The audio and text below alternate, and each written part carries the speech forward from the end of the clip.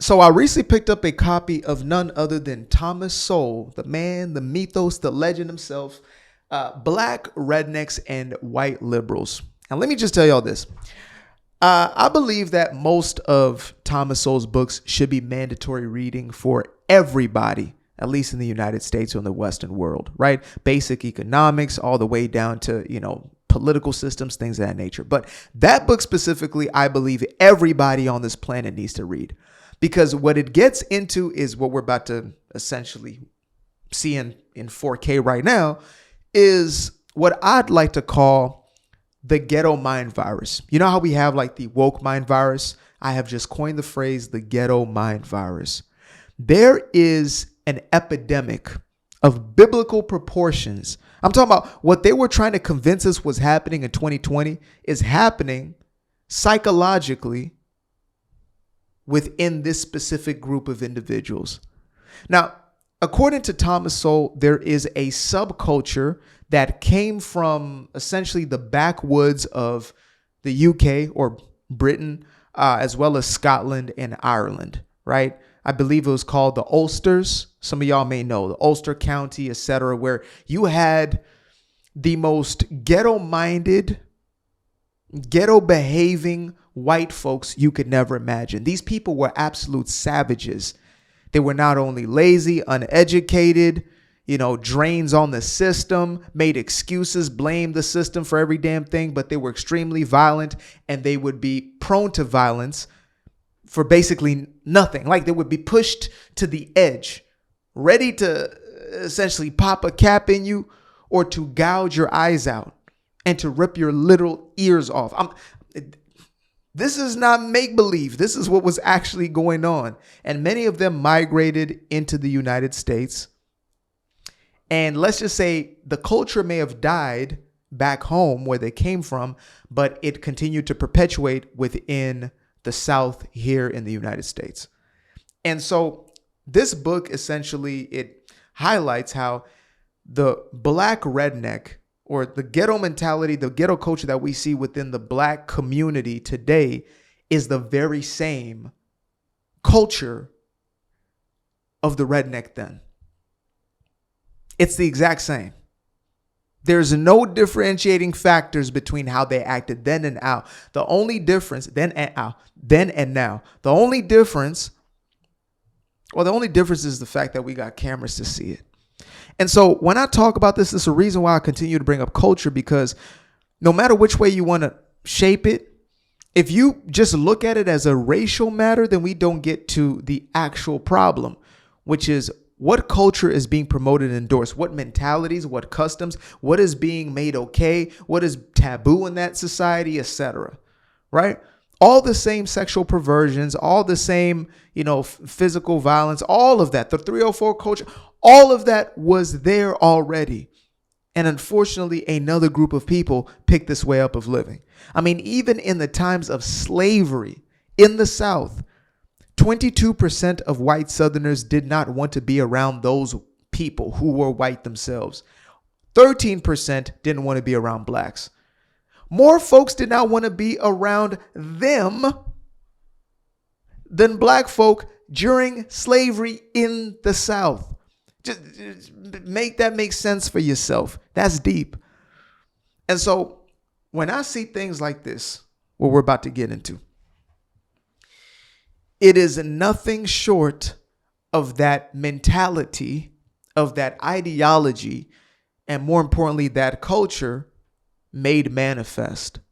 So we're going to get into this, and don't worry, it's not one of these super disruptive, mess up your whole day type of videos. I will warn you before we get into anything of that nature. This is, it's something I can show the entirety of. I don't have to block anything out. So there's beauty in that at least. Let's go ahead and get into this.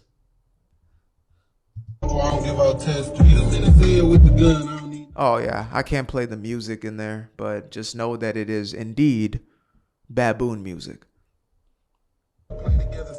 So for anybody who is watching, you see exactly what is taking place, or maybe you don't. I'll give a little context. For everybody who's listening and not seeing my screen right now, there is what seems to be a young dread-headed black dude comes out of a car, walks out of his car in traffic, assuming at a red light, and then gets on somebody else's car, on the hood of their car actually, and starts to basically do his little dance while sitting on the hood of their car. Now, I'm kind of built different, right? I believe that if you're the instigator, then I have the right to defend myself or to act accordingly. I'm driving off with you on the hood of my car. After a warning, or maybe on a good day, I'll give you 2 warnings. I'm driving off. I'm not looking to end you. I'm just, look, you chose to be there. We're in this together now. So he goes ahead and he does it. Then he gets honked at. Then he's pissed off. Look at him. Look at this. You guys see that? Look, he's acting like he's squaring up with random cars, full-blown mental psychosis. Look at that. Now he's dancing in the street. And these are the same people, mind you, who will cry racism when the police come to get them. They're going to have some sort of vigil, and they're going to have these huge parades in his name. He was this innocent black boy. He had a 3.6 GPA. He had scholarships to every major university. He was just a good kid on the right path. And they just took his life from him. See, look at that. He's running there. He's squaring up with cars. He's kicking at cars. I mean, you're waiting for the wrong. He kicked somebody's car. Look at this.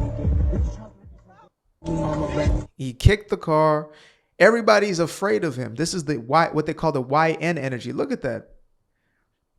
I would do what everybody on that street wants to do. I think I would be that guy, and I would be willing to, I guess, put up with whatever the short-term consequences would be. I know y'all would start a GoFundMe for me specifically to get out of jail much faster. But imagine this is taking place on your street. Now, again, to get back to the overarching theme, what would lead somebody to do this? It's a culture that promotes that and perpetuates it. In the very same way in this book, it explains how, that was what was expected of you. You were expected to square up and fight over somebody looking at you some way, or a slight or a felt disrespect in some way. They would have duels for nothing, basically, which means somebody's got to die. They used to have those types of altercations on the basis of nothing. And those were white folks. But look who is carrying this mentality. That's why I speak to this the way that I do. I've been called a sellout, a Uncle Tom, all sorts of stuff, because I simply am stating the obvious here. There is a problem with the way that these people are living. I'm not even getting to the religious aspect of it, of the unrighteousness and the unknown. I'm not even getting there yet. I'm just talking about straight up human to human. These people are dangerous. They are liabilities to society. They take more than they give. They are leeches upon the society. I'm going to continue to play this out. Let's see where this goes.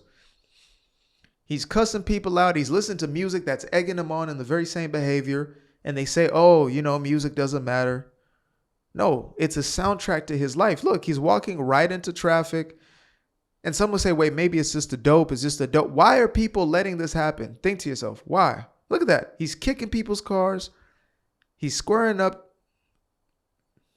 He's going to kick somebody else. It takes one to end him. And all of a sudden we're going to be crying. Oh, my people are oppressed. My people. So oftentimes the young men indulge in violence and the young women indulge in promiscuity. Those are two of the telltale signs of the ghetto mind virus. The young men are drawn to violence and also promiscuity themselves, but they put on this image in order to peacock, to signal that they are the tough guy or whatever it is. They're him, as they like to say. And then with the women, we have stuff like this. And I could pull up 1,000 clips, but I just got to pull up one. This is the ghetto mentality. Look at this. So again, if you're watching this, you can see exactly what's going on. If you're listening, what is currently taking place is there is a woman, a grown-ass woman. This is not a 5, 7-year-old, 10-year-old, 12-year-old. This is a grown-ass woman on the top of a bus stop. Yeah, a bus stop, dancing, twerking, acting a fool. Yep. Oh, there we. Yep. And then now there's more and more. And all, there we go. There we go. Unbelievable. Okay. So, yep, as you would assume, the entire bus stop falls. Boom. And it falls onto a group of larger people. Now, this I would actually call natural selection, right? Like if these people were all to just be wiped out in the same way with the flood, etc., I believe that this would just be this would be natural selection. This is nature doing what nature does, getting rid of those factors, those elements that simply do not serve the highest and greatest good. Now, what would lead this woman to go up there and start shaking her behind for these random strangers? It's a culture that endorses the most animalistic, and that's an insult to the animals. It endorses the most lowest base. Sometimes, even though I am a dude who says it as it is, sometimes I do feel myself holding back a little bit. This is the actual monkey, baboon, orangutan behavior. This is that. Like there's no difference between what those baboons are doing in the jungle and what these people are doing there. That's their mating call. If you've ever seen like a female gorilla trying to persuade one of the silverbacks to come and get some, she is literally shaking her behind like this chick right here. They are no different. They are no different. And she's loving it that her mating call is working. I mean, some of the, silverbacks down below are just salivating. Then one of the silverbacks makes his way up there. As you can see, boom, they're holding hands, and all of a sudden it's over. This is the ghetto mind virus. You know how they were telling us, all the symptoms to look out for during the season of the Jabski, Wapski, the Fauci, ouchie? Yeah. The telltale signs, how you see it in public. They're always ready to fight, always ready to get active, always ready to take somebody's life for nothing, always ready to spread them legs wide open for nothing. No commitment. You don't need a ham sandwich to get half of these girls to spread it wide open for you, because life for them is nothing more than an exercise of temporary pleasures, of short-term gratification after short-term gratification. They do not have the willingness to go beyond that. Again, in this book, in the first few pages, it breaks things down beautifully. And it gives these vivid illustrations of what the hell is actually going on here. These are the laziest, the most entitled. These are people who are living in survival mode. And the reason I went from having just, quote unquote, pure empathy to now going to the place of I'm willing to actually shame the behavior is because I realized that empathy can only be extended to a certain extent. Like empathy says, I get that, but it doesn't say it's okay to do that. That's where you now need corrective measures. And shame happens to be a corrective measure when it's not a toxic shame, obviously. And it's, you're doing it for the sake of just beating yourself up. But sometimes you feel guilt or shame because you did something or you're acting in a certain way. And instead of correcting, many of them not only continue to promote it and endorse it, but they enable it. They make it okay because other baboons want to do the same thing or be able to get away with the same thing. So they will simply be okay. You know what? Don't judge her. She's just doing her. She's just having fun. Who would say that besides somebody who wants to be able to get away with the same behavior or is getting away with the same behavior? I have had dudes who have defended stone cold assassins, dudes who have taken multiple people's lives, talking about free this person, free that person. I say, no, don't free him. And they give me the equivalent of don't judge. Don't judge. They're in front of a judge. What are you talking about? Don't judge. They need to be locked up under the prison. Don't judge. But because you're of the same cloth, you defend that behavior. And, I was sent an Instagram message a while back, and it really made me double down on this point, which I continue to rehash, is if there's not the shaming to essentially to outpace the enabling, like to outdo the amount of enabling that's taking place, then forget about it. Because there's too many of us who just sat back. I don't want to be judgmental. I don't want to be a seller. Well, they're just kidding. No. It's correction comes as a form of love. So if you're not being corrected by somebody, if they're letting you destroy yourself, they really don't give a damn about you, or they've given up. Like I have in many cases in the past, like many did in my own past when I was a dope fiend and I was selling dope. This ain't me just speaking from a soapbox. This is coming from experience, losing best friends to that life, and knowing that this is a byproduct of this, what you allow yourself to live as. And so long as we don't do a concerted effort of getting rid of it in the same way that white folks did, in the same way that they are, and other people's, other quote unquote ethnicities of people, if we don't do it in the same way, forget about it.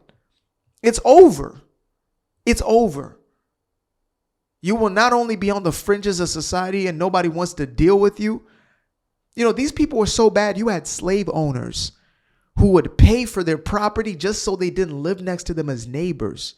Think about that. How terrible of a person do you have to be that a slave owner doesn't even want to be around you because you're that bad and you share their skin color? You will be on the outskirts. People will forget about you. You will be non-existent, and it's already happening. And I'm glad it is, because as you do away with it, you do away with the parasitic mentality, with the parasite that creates this mentality.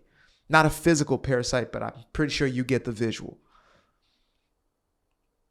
And so long as I got breath in my lungs, I will make sure that I push this thing to the absolute outskirts, to where it's not only back to being a subculture, it's back to being a non-culture. We look back and say, my goodness, like they do now. We were doing what? And and who? I mean, look at the Italian community. We were living in what way and which way and The American Irish, what and who and Oh, but slavery has nothing to damn do with it. Slavery has nothing to do with it. It has to do with the fact that we took the ways of those people as opposed to those people. Simple. Appreciate you guys for tuning in. Now, if you'd like to stay around, make sure to click that little subscribe button down there, or you can show some love by going to the description below and clicking on the button titled Buy Me a Coffee. Leave a little something there, or click on the Cash App. Leave a little something here. Till the next time, peace. I fell in love with the sunshine. I fell in love with the light. I fell in love with the full moon. I fell in love with the night. I can see the light again. I can see the light. You can see the life in him illuminate the night. I know the time is taking. A 3-6-5, that's a full rotation. I see you looking up, you know them constellations. Constantly gazing like house of praises, you get to praising.